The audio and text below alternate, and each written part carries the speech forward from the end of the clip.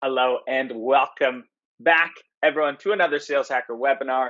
If this is your first one, a special welcome to you. Thank you so much for hanging out with us for the next, 45 minutes to an hour. We promise to bring the heat. We promise that this is going to be actionable. That is our viewer promise. We're not going to stay up here. We're going to get in the nitty gritty and tell you what we're actually doing. And what we're going to be talking about is 3 keys to successful sales enablement.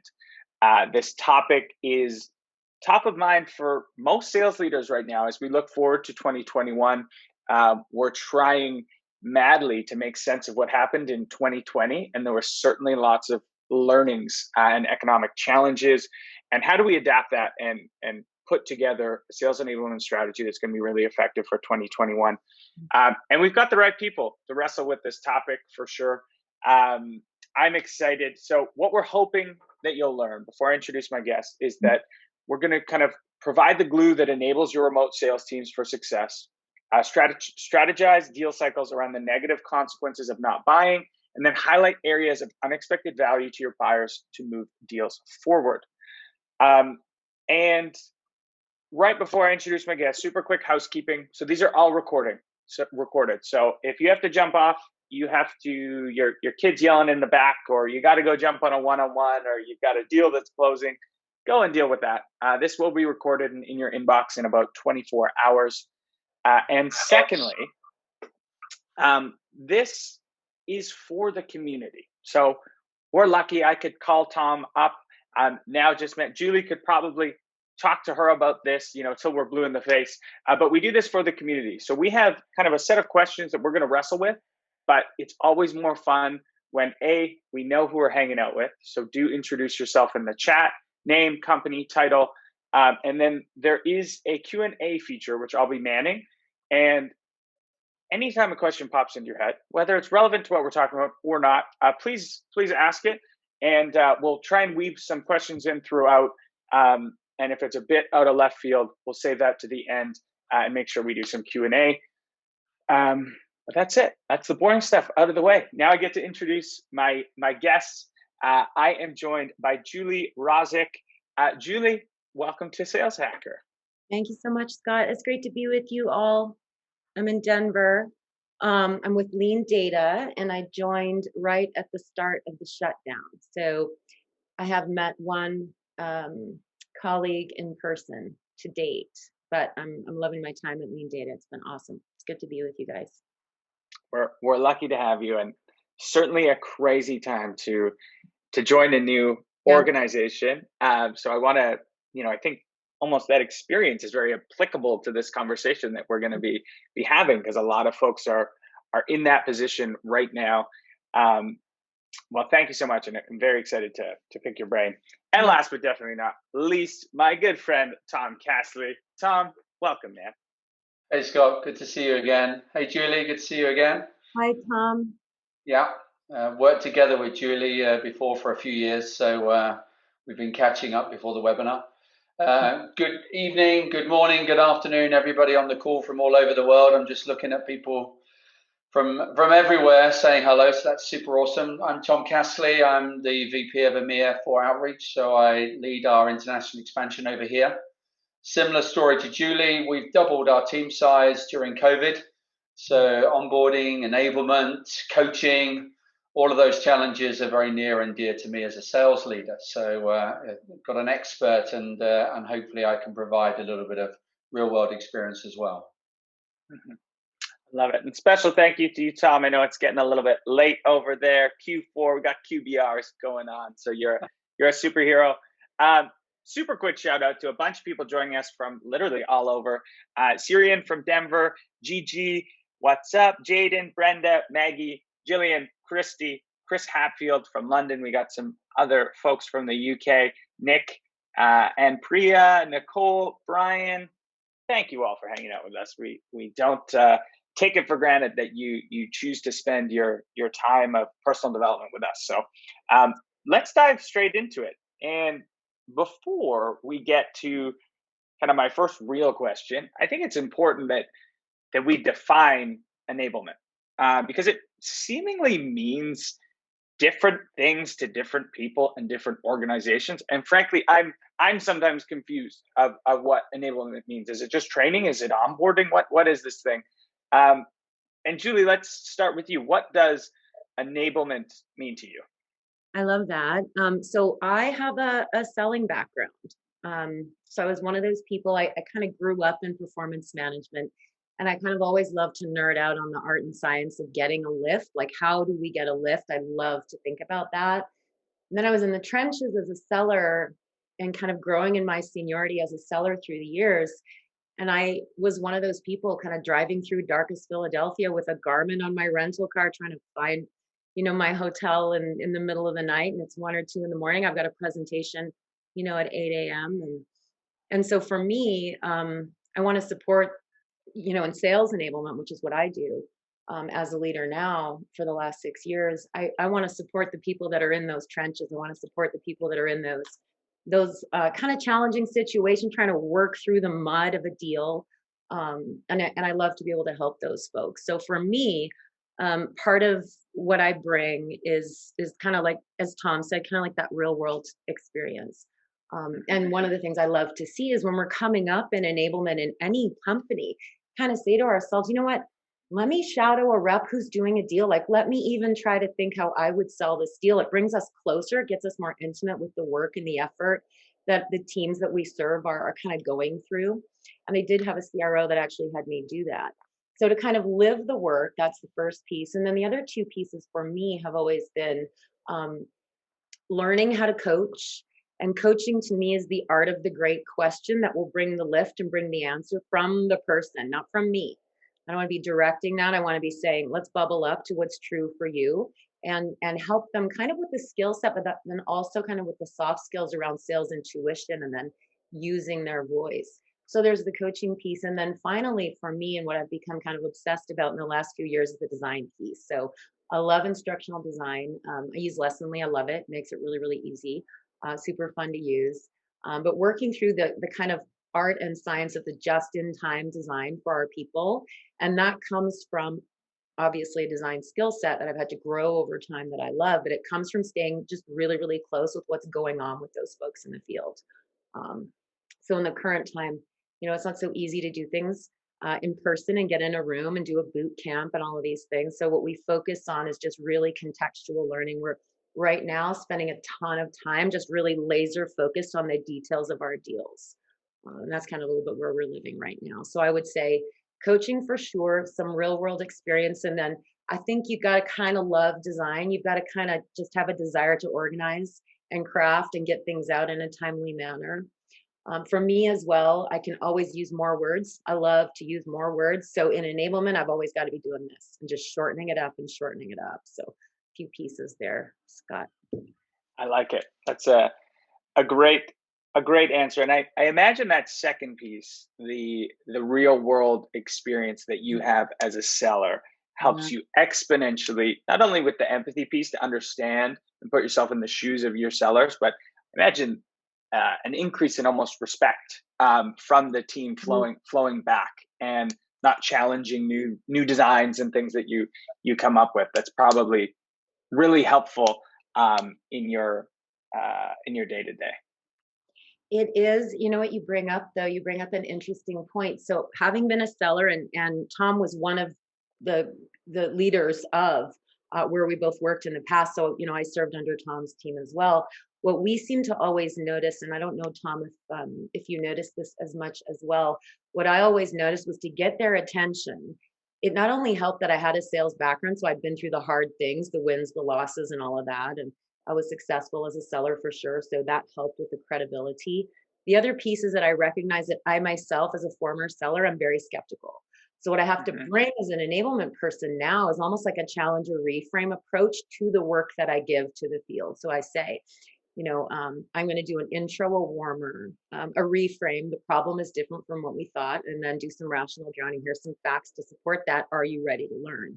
And most of the time, if I can get it quite quickly, folks are pretty, okay, yeah, I think I'll hang out with you and learn something. So that's the other piece that I would add. Yeah. You're speaking my language. It reminds me when you're saying that of like we're all sellers. No matter your role, Right. you're selling. So your skill at selling and proven in the field helps you then sell it internally, the ideas, the concepts. I love it. Tom, same question to you. When you first think of enablement, what does that mean for you?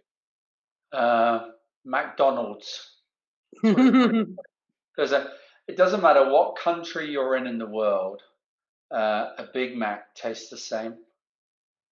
And enablement for me is we hire great salespeople, and we've hired them because they're great. But to make a great company, selling is a team sport where if everybody around me is being successful, I'm going to create an aura and a momentum that we all benefit from. And anybody who follows any kind of sporting teams, they'll remember a time in history when their team had phenomenal individual players. It just didn't click, and they didn't outperform what they should be doing. And so for me, when you look at any company that's smashing it out the park at the moment, they've cracked enablement. And it's not cracking a whip. What they've done is they've built an environment where there's a conviction to want to align and want to collaborate around a set of principles which make the company successful. And so people like Julie who are able to do that in multiple companies, they're successful. Yeah. Who knew we could learn so much from a Big Mac? Hey, I agree, and I love that answer. All right, true to form, I asked people to get their questions in right away. We already have a question, and I would love the community to be in the driver's seat. So I'm just going to get right to it. Gigi has a question, and she says, "Stupid question." There's no stupid questions. Which one do you need first, a seller or an enabler? This is an interesting question when you're looking to, hire a sales team fast. You've got maybe product market fit. Let's rock. Do you bring in that enabler first to make sure that you have the foundation for this team, or does that come later? Tom, let's start with you on this one. Right, I'm desperate for a wife, and I don't have one. If you look at a standard Boston box, the 4-box grids. Normally, what you can do is you can have your employees in that box. Bottom left, and the left-hand side is performance, so high at the top and low performance. On the left is doing it their way, and on the right is doing it our way. So bottom left, low performance, doing it their way, exit stage left. Bottom right, doing it our way and low performance, that's coaching. We can build them up.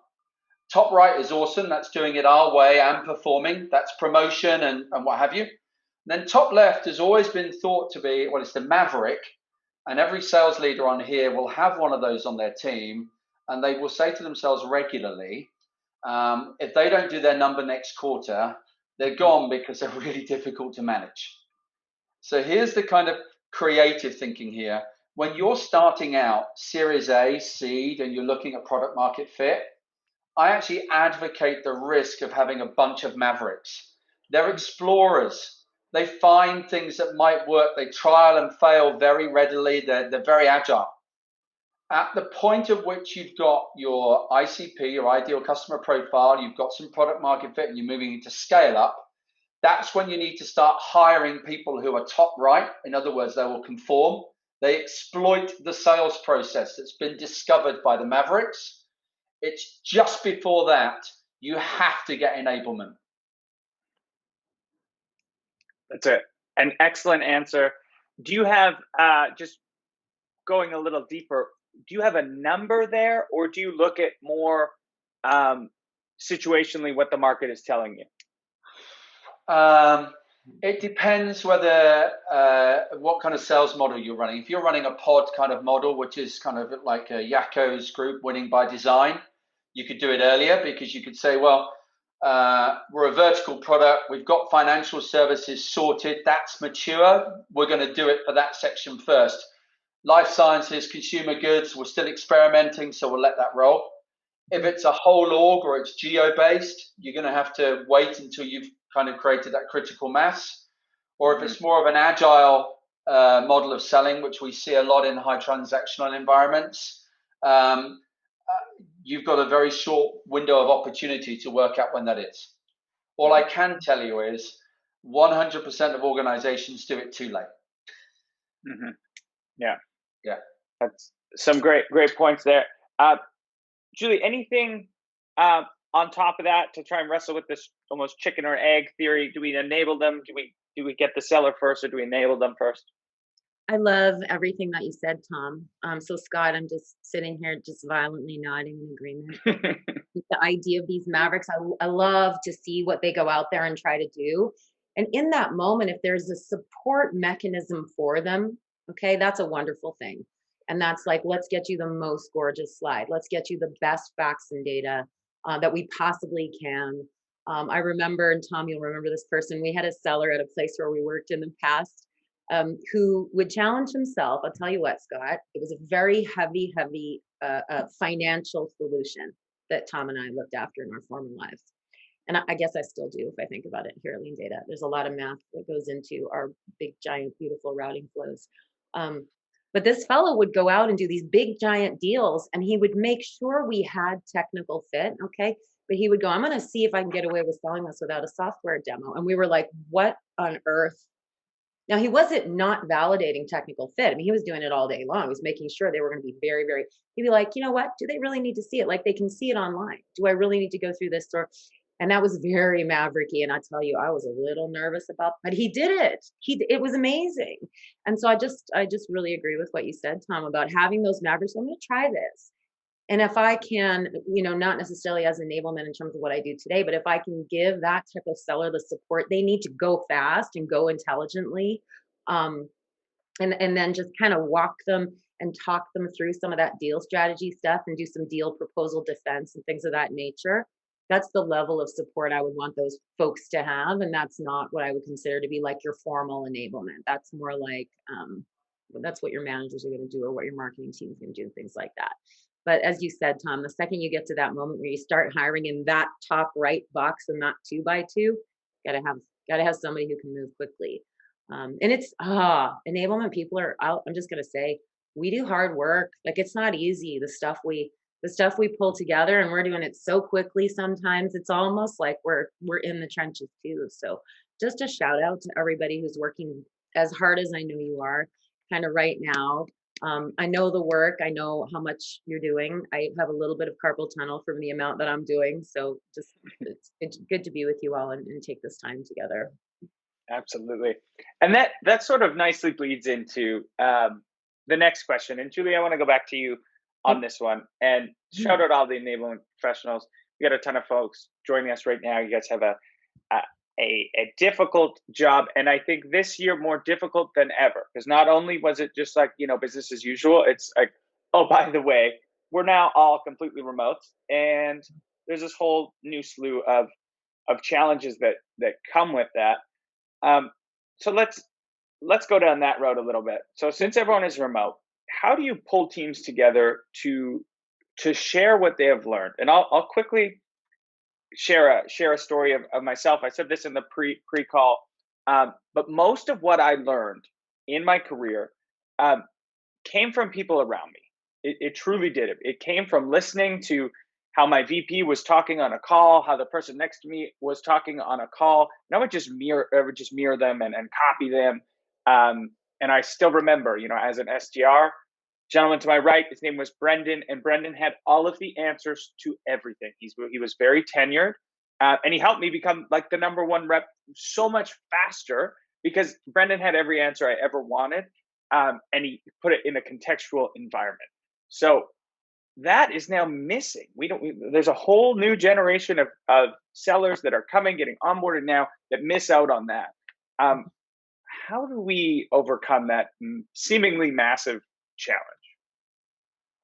I think it's such a great question. I've done nothing but enable remotely since I arrived at Lean Data. And so I'm in those shoes, and I've not yet met in person anyone except my boss.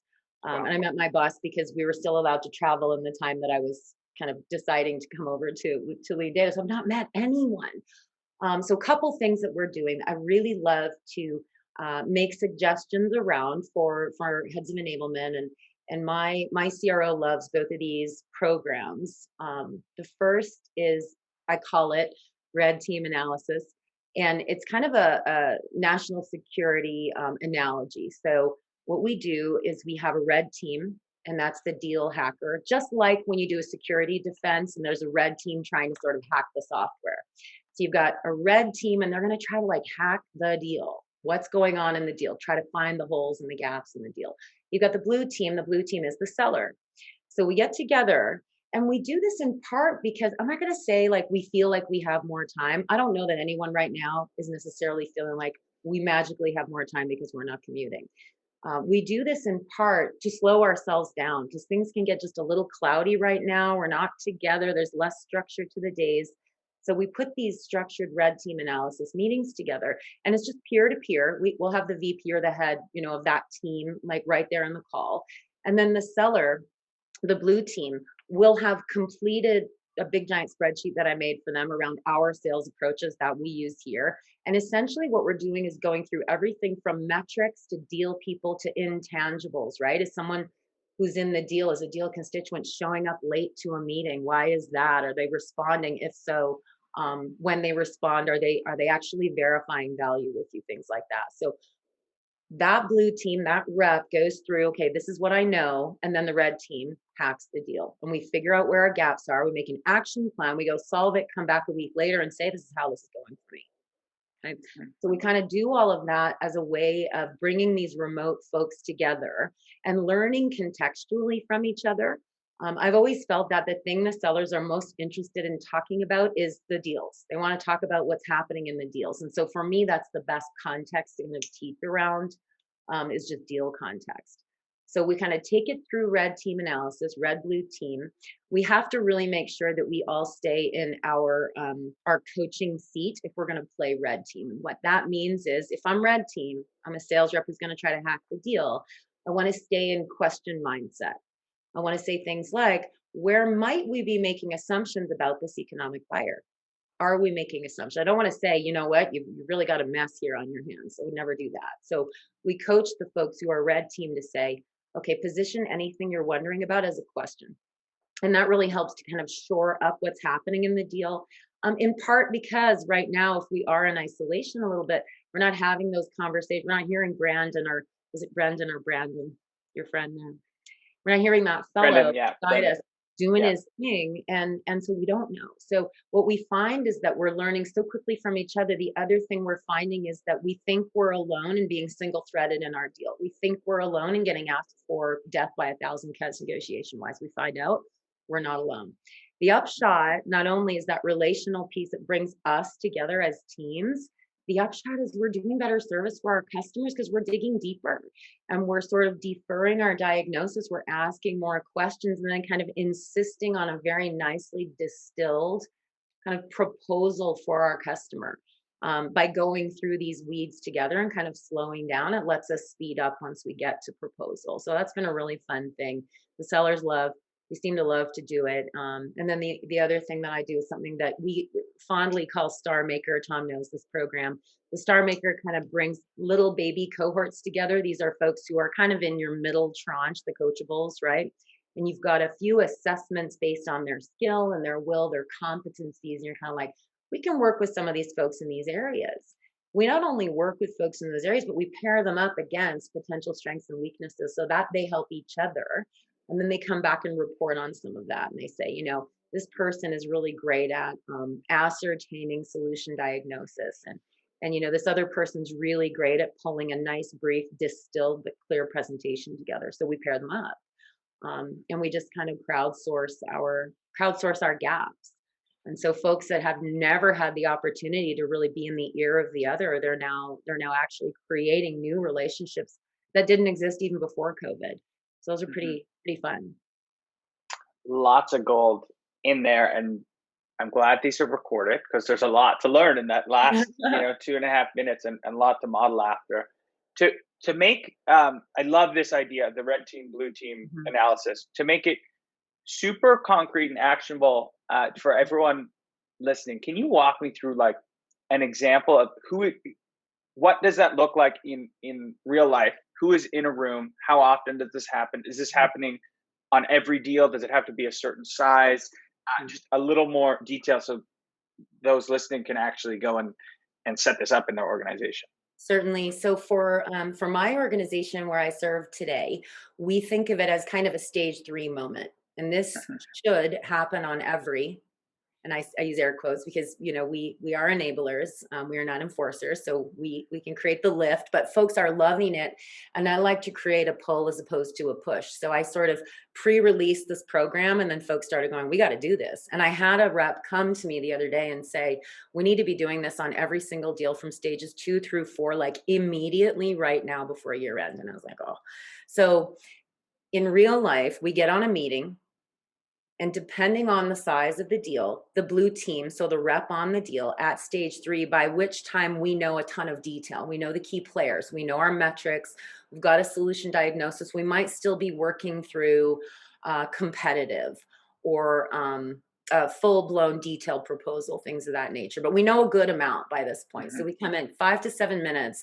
The seller, who's the blue team person, they go ahead and go through their answers, and we're listening. I'm the red team. I'm listening. And then each of us, and I say to the sellers, I'm like, maybe 5 or 6 other sellers, sometimes their sales manager on that meeting as well. I try to be there and take that place if they need.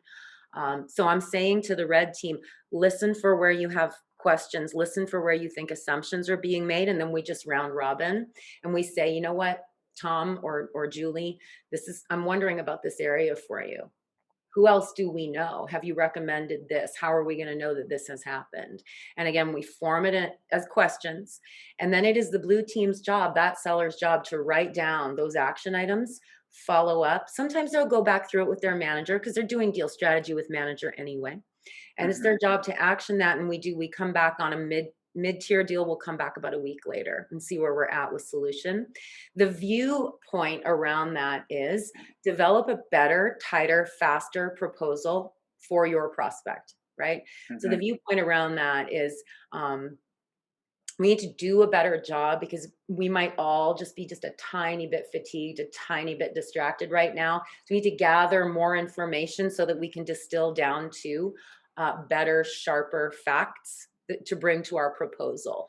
So the last piece, and this is optional for our sellers today, is what we call proposal defense. So they'll come back and they'll say, against everything I've now figured out, these are the 7 key things I'm going to present in my proposal meeting, which for us, we call it, stage 4. So that's kind of the big upshot of it. Yeah, is that helpful, Scott? It's super, super helpful. I mean, that's a perfect example of real world enablement at work. That is living, it is breathing, it is evolving, and I love that. And I want to loop back to Star Maker, but Tom, I want to get your thoughts on this as well. Everyone is remote seemingly at outreach as well. How do you pull your teams together to share what they have learned? Because there's always new information coming from the front lines. Well, I'm going to be doing red team analysis. Yeah. The thing I love about it as a sales leader, the sales leader is measurable. So sometimes with enablement, if I'm, hands up, sometimes it's difficult to measure the tangible, tactical impact of enablement. And with that one, we can see what is the win rate on our red team analysis deals versus the win rate on sellers who are too lazy to go through it. And if there's a significant tick, you've kind of got, there you go. What do you want to do? Do you want to be a winner or do you want to be, first place loser, second place? Talk about buy-in from the team, right? Yeah. And again, the challenge, Julie kind of said it. The thing about enablement, great enablement, it's people have got to want to go. Three types of people go to enablement: passengers, prisoners, and prisoners, holiday makers, and participants. Yeah. The ones who are told to go, they're prisoners. Holiday makers is, I'm just sick and tired of doing customer calls, so I'm going on holiday to do this enablement. And then people who participate, and it's getting that participation. So how to make it relevant in the remote world? Struggling for an analogy, so I'll dive straight in. But the thing is exactly the same as everything's blurring together for our customers and during our day because it's all on Zoom and what have you. You've got to provide this clarity and a sense of identity for what it is that you're providing. So one tactic we have is we encourage reps to review their calls, and they will do snippets. We use conversational intelligence. They'll use snippets to highlight things that went really well. And we have a snippets channel on Slack. All that's in is good snippets. And then we have a naming convention about what they are. Is it a competitive one? Is it, I asked a great question. I got to the, I managed to quantify the pain. I got some numbers, and that creates a really positive environment for people to go into and hear good stuff. Yeah. Mm-hmm. And I call them glimpses of brilliance, gobs.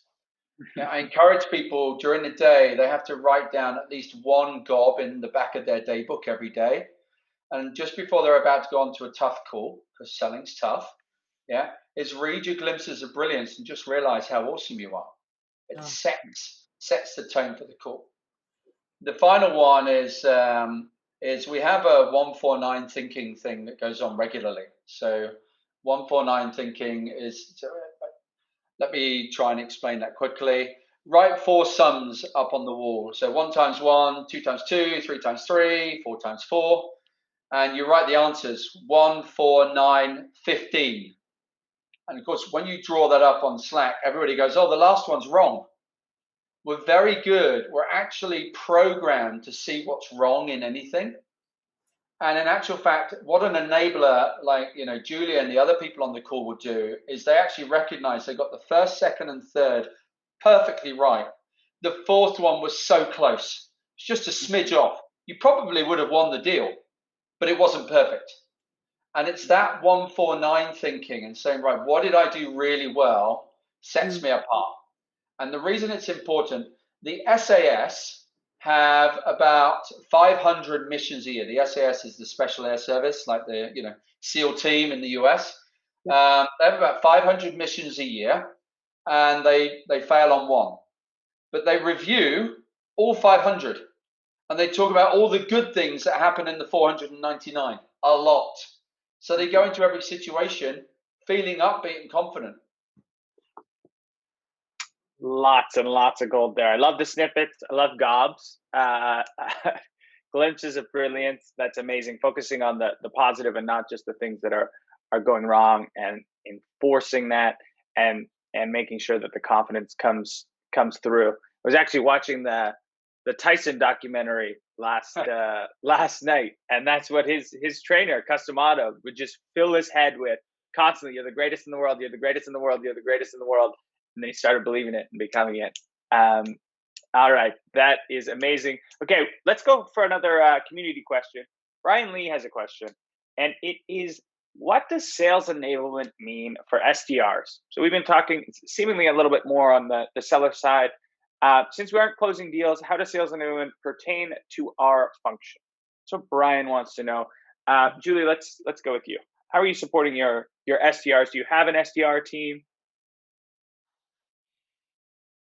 Yeah, we do have an SDR team, and for us at the moment, I like to bring them all the way through to being able to do right up to about what we would call our stage 2. I want them to feel super apt. I want them to have the business acumen.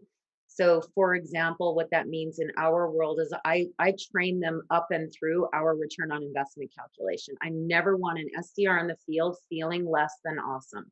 It is a hard job. I have done it. And I want them to feel, first and foremost, that they've got all the business acumen in the world. So I need to give them the content and just really certify them, ensure that they can kind of, in this case, run the math and have even just a quick back of the napkin conversation around some of the stuff that our sales reps will do kind of all the time. So I want to make sure that they've got that comfort level and they feel like a almost rep. So they've got that amount of information. I want to bring them through the entirety of our business process here at Lean Data, from prospect all the way through to renewal and upsell. So I'm going to have the big picture so they've got the context as to where they sit and just how important that job is. I think it's the most important job, frankly, in an entire organization, to be able to have and make those calls and send those great emails. And so for us, I like them to have that acumen. And then the second piece that I like them to be thinking about kind of right now is, how am I showing up in my social presence? So what's my voice? How do I sound? What am I doing? Who am I following on Twitter? What about LinkedIn? We're finding great success with our outreach sequences. We can't live without them. We have to have them. They're totally amazing. Thank you very much to Outreach, Tom, for all of the greatness. We wouldn't be able to do anything without our outreach. We love it. And then, with our own stuff, I mean, what we kind of drink our own Kool-Aid around here, right? We're very ABM. We rely very, very heavily on our own software here at Lean Data. And it does a phenomenal job of advising, Alex, the SDR, that someone who is just like this is interested in just these things at this exact moment in this location, and let's go get them. And let's be as responsive as we can be. So social persona, if you will, development and developing a voice is really important when we're younger in our career, and deciding like, who am I? How do I want to sound, and what's true for me? And making some of those decisions, giving them the acumen that makes them feel super empowered. I know the whole business here. My job is super important. The other piece right now we need to think about is the customer's why, right? So part of what we're thinking about in SDR, ADR land over here is, how can we more quickly help a prospect arrive at the negative consequences of status quo? So how can we come into a conversation that clears the clutter and says, okay, so what you're doing today, sometimes we don't even know that that's kind of broken until we can dive a little bit deeper. But how quickly can I help that customer to arrive at a crystal clear consequence of doing nothing? And that's something that we're working on even more right now. Mm-hmm. That helpful? Yeah. That's a Zoom high five right there. I mean, there was a lot in there. One thing I wanted to underscore and maybe go a little deeper on is, because I think it's so important, and I actually don't think many organizations are doing this right now. I think they're just waking up to maybe the fact that developing a voice, developing your why, what you stand for early in your career is extremely important, particularly because there is tools like LinkedIn now where if you don't have that, you can scale bad things as well, right? So right? Technology just allows you to do everything faster and scale it quicker. So if you have bad habits, those are going to get amplified. What are you doing? Like, do you actually do exercises with your SDRs to like, hey, how do you want to show up? What is your voice? Here's how it ties into our voice. Is that something that you're thinking about at Lean Data? Because I think that's really forward thinking. And I think it will become more of a thing over the next few years. We are, and what we're working on is, to start with, is just persona development. So one of the early things I like to do with an SDR organization is just do very simple public speaking exercises. I like for our newer people who are a little newer in their career, who are going to kind of talk for a living in part and then write for a living, kind of say, I want to give them like a really simple topic, like, what's your favorite food? Where did you go yesterday, if anywhere? And let's just have you rap for a few minutes and talk to us about that. And I'll have people that come in and it's full of filler words and we're not making eye contact and we're saying 25 things, we could say one. And so I want to just kind of get comfortable there. And we're going to reflect through coaching and feedback. This is what I heard from you. Is this true for you? And we're going to go back and hit it again. Okay, now tell me what's true for you. And the other piece that I think is so important, I was taught this by my business coach, who was one of the co-founders of Fast Company many, many years ago, is this exercise called values alignment. And so we look at what are your values as a professional in your working life? Where are you living them? Where do you want to live them more? Where are you living them more than you should be? And we look for gaps in those numbers. We come back a little bit later and we say, how are we filling those gaps? So again, I tend to, because I have a performance management consulting background, start from analysis, Scott. Like I'll always start with a spreadsheet, but it ends up in like a human relational good outcome. So that's another piece that we do. And it's kind of like, let's help you get to know yourselves. The last piece, and Tom actually put me through this training, didn't you, Tom, was the Myers-Briggs type indicator way back in the day. And he put me through a training that allowed me to try to sort of sort through, like, who is my prospect? Introvert, extrovert. Introvert's going to take a little longer to respond, but boy, when they do, it's going to be an amazing response. and getting to know who I am from that standpoint, and then how I relate to my prospects, even also, of course, to my peers, is a nice piece to kind of raise up the persona and kind of the personal truth of an ADR.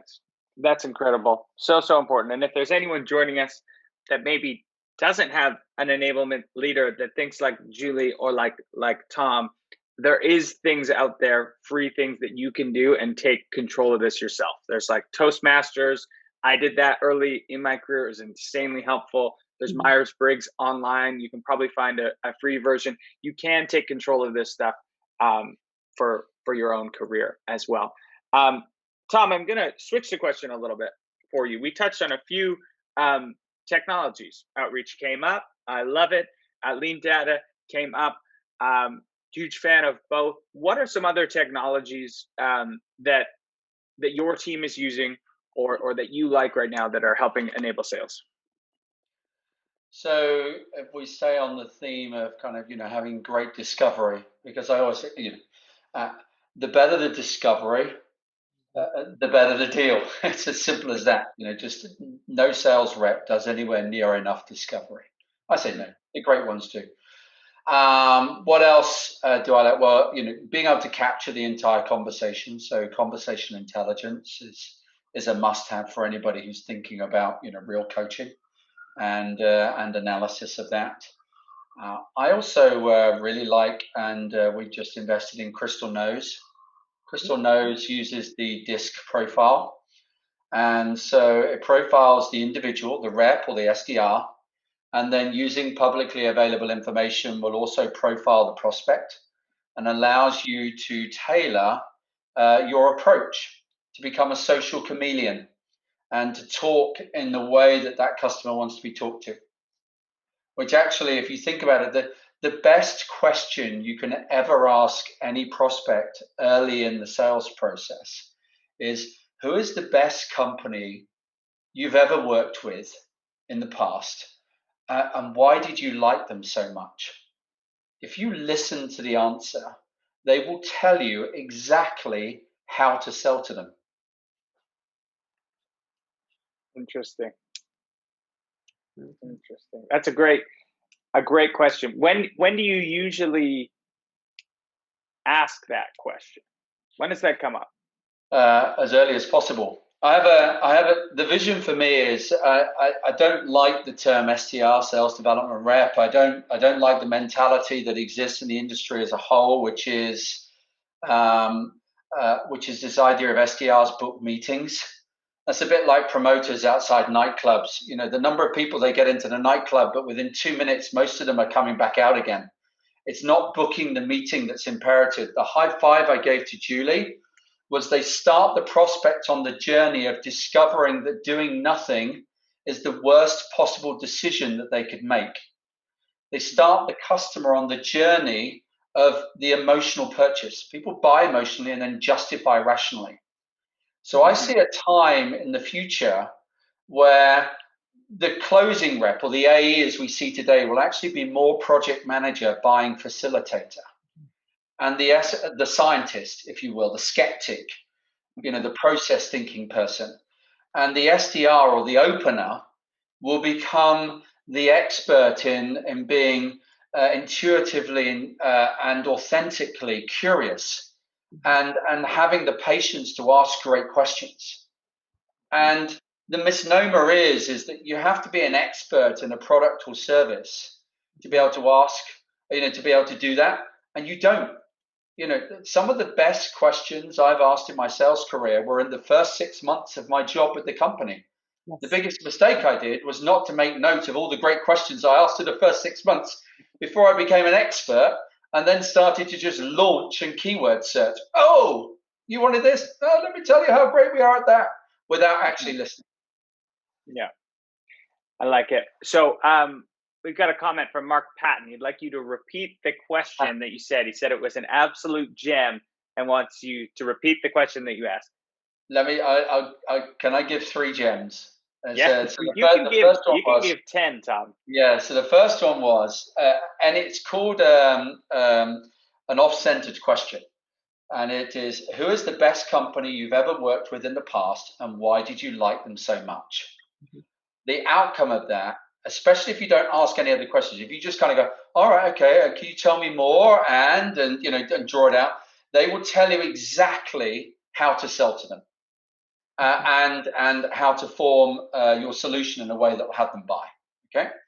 The second one is, whenever you ask a question, add on to the end of it, and why is that so important to you? The specificity that you get in the response is just off the charts different to what you get than when you just ask. Building pipeline. Tell me about that, rather than building pipeline. Why is that so important to you? You'll get the specific answer. And then the third thing I'll give you, if you're ever reviewing calls, what I'd like you to do from an enablement standpoint is in some of the tools, you can remove your voice. So you just see the transcript of their stuff. Just write down every single question they asked you and no answers. The mind-blowing thing I had the other week when I was told this by another sales enabler is, when you write down all the questions in one go, every question a customer asks you, they're giving away a secret. They're basically telling you what's important.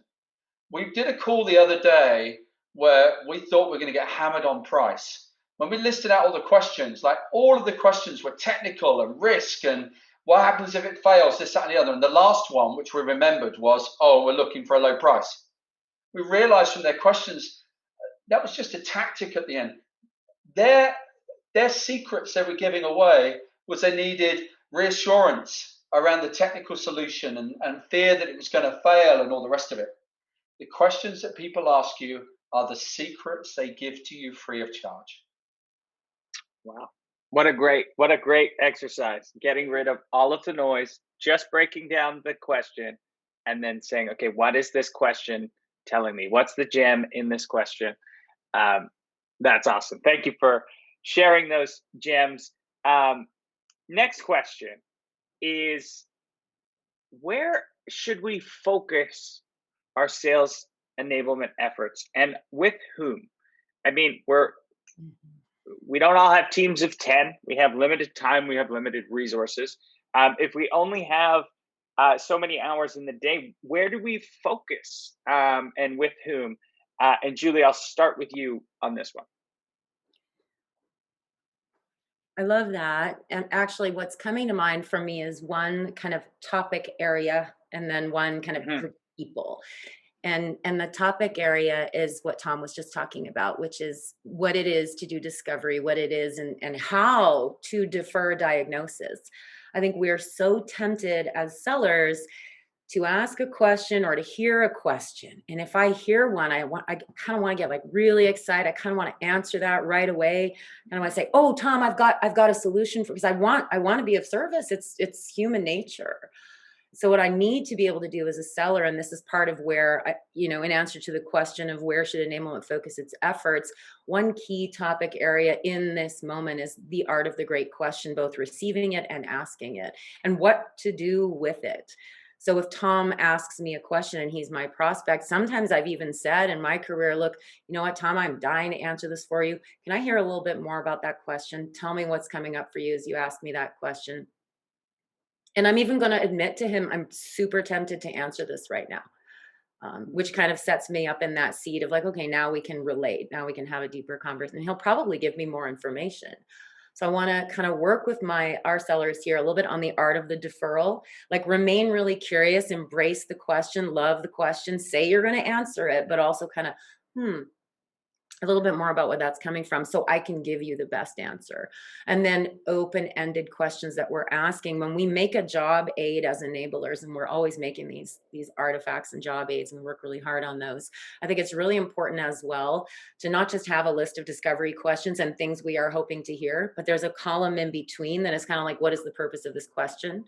If you hear this, if you hear that. So it's a much better guide that helps to color in, okay, this is kind of like why you would be asking that question. So discovery is super important. And then if we're sort of human resource, or even sometimes software resourced, strapped, I believe heavily in frontline manager enablement. They need to be put in a position to of course let me know always what they need so I can be of service, so I can assess what's going on in the field, but I've got to get their buy-in. And I want to sit down and really go through this material with them and get them to the place where they're like, oh, they have to learn this. And they've kind of got it and they can raise it forward and bring it forward to the rest of the teams. So for me, I'm a one-person shop at the moment at Lean Data. We're not super big, but it quite a number of different roles and sellers, and we have a lot going on in our deals and in our market right now. We're in a kind of time of amazing growth. There's a lot to do. And in part, what I want, and what Steve, my boss, wants is that our managers are absolutely right there in the trenches with me saying, this is what we need. And then I can serve it to them, teach them to do it, and they can roll it forward as well. And that helps to ensure that we can spread the knowledge and spread the wealth. So I focus on those folks. I like it. Focusing on frontline managers, so important. Another hyper actionable takeaway there is, for the enablement leaders on the call, go find your list of discovery questions and add the purpose behind those questions. Don't assume that these sellers, particularly, maybe BDRs that don't have that much business acumen yet, the purpose is where all the gold is. That's where they truly understand. And then they can freestyle a little bit more with the questions because they know why they're asking them, and it becomes much more natural. I thought that was an incredibly good point. Okay, we've got 7 minutes left. There's a lot I still want to get through. So let's go. Tom, this question is, everything we've talked about today becomes exponentially harder as you scale, as the team grows, as you have more bodies. How do you think about enabling sales at scale? You said you doubled your team, not slowing down. How are you thinking about it? Well, actually, just following on from what Julie said, if you're not enabling the frontline managers, it won't scale. Mm-hmm. Too often, organizations roll out training at sales kickoff and just expect the world to change. I mean, I never met anybody who went to the gym once and became super fit. You have to go regularly, and your personal trainer is your first line manager. And so we need to do a lot of enablement around that.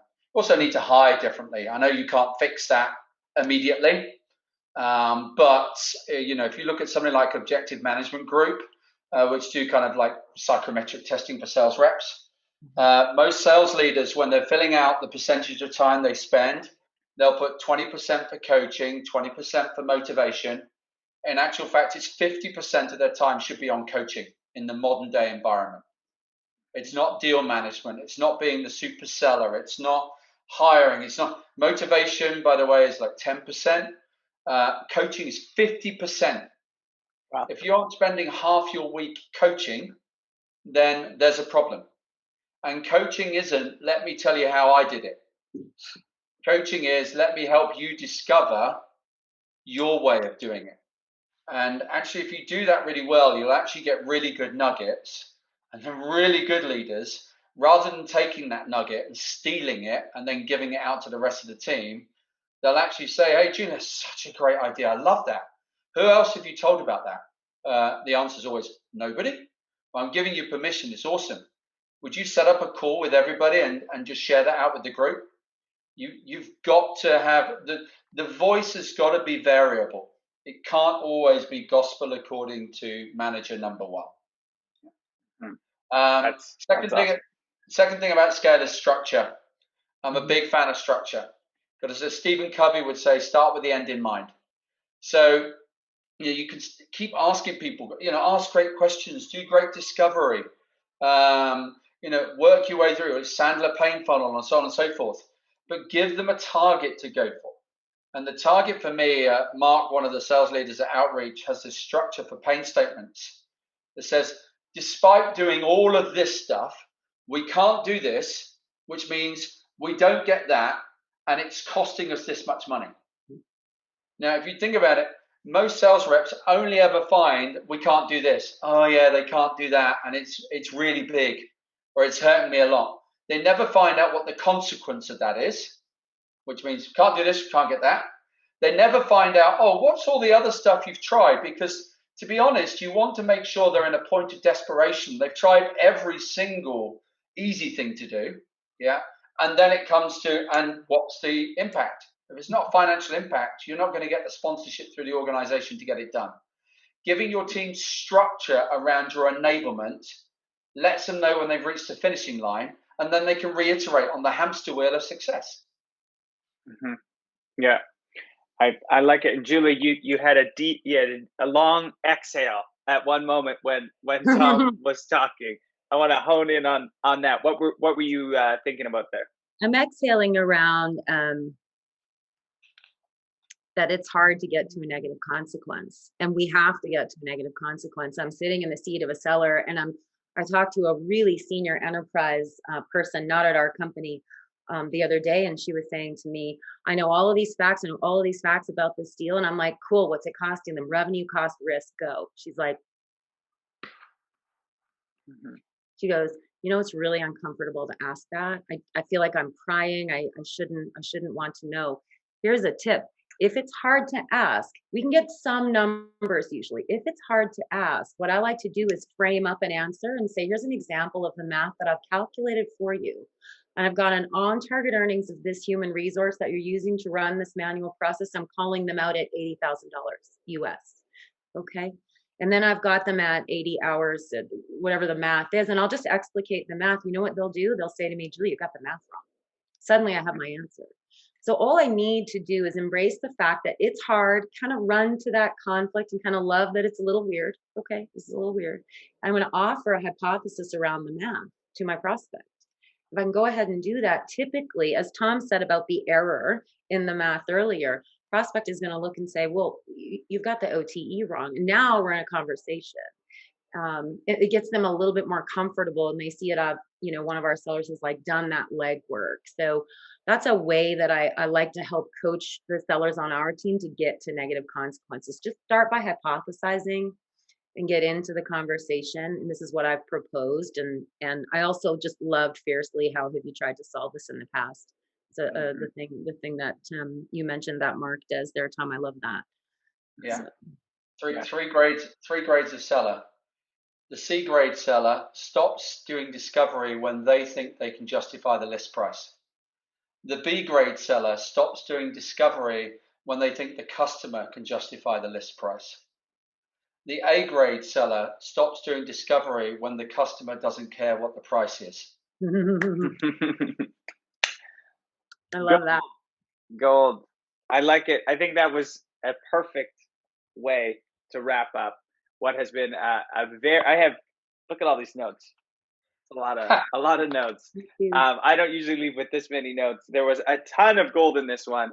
Tom, Julie, thank you so much. We'll have to have you back. I feel like I could talk to you for another 2 hours on this topic. And everyone who joined us, thank you for the thoughtful questions.